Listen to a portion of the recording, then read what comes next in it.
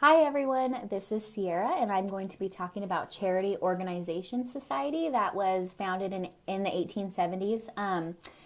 So it started off in London actually in 1869, and for a variety of reasons. But first, I'm going to read this quote from the London COS, which stands for Charity Organization Society.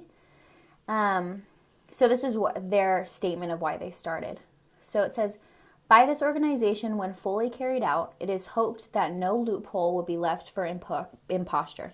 No dark holes and corners of misery, disease, and corruption remain unvisited.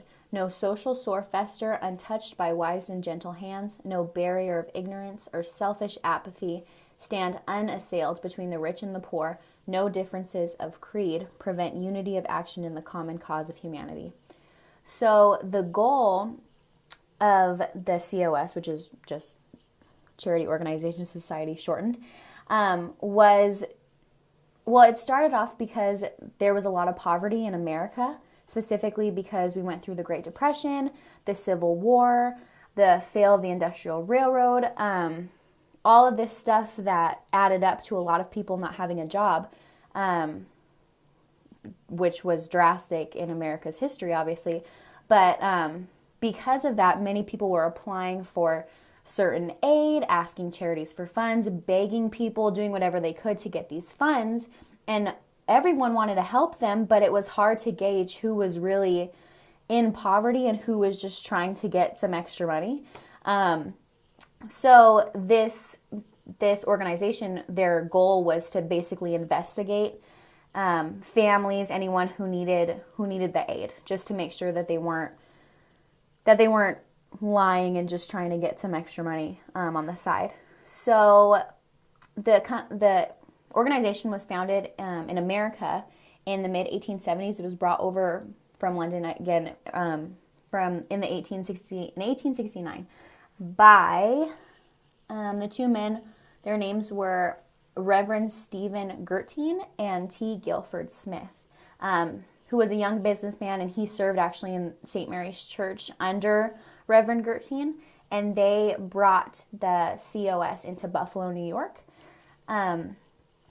So they did this because they saw that America was obviously struggling, and the actions that they took to reach the goal of investigating these families was attempting to eradicate the extensive suffering caused by destitution and the growth of poverty. And they wanted to reduce the conflict between social classes. And this is a quote actually from Gurteen himself. The general methods by which this society seeks to affect its objects and carry out its principles are: 1. Cooperation of all existing agencies; 2. Districting of the city and thorough investigation of the poverty in the districts and of the history, character, and condition of every applicant for relief; and 3, organizing a trained band of visitors who go from house to house in friendly ways. So I thought this was really cool because not only was their organization set out to start people on the right path through investigation and everything, but they actually had people coming to their house frequently, doing like almost like counseling sessions, to where they just made sure that they were taking the right steps towards a better future that they wanted for their family. They weren't just sitting on the money that they were getting from this charity.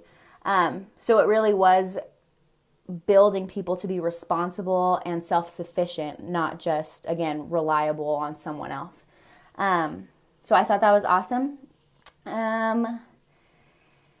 Yes, so after 1869, once they got it from London, it spread to the United States. They brought it in, I think, 1873, and then after that, up to 1890, the charity became a huge thing all over America, because it was obviously a program that worked.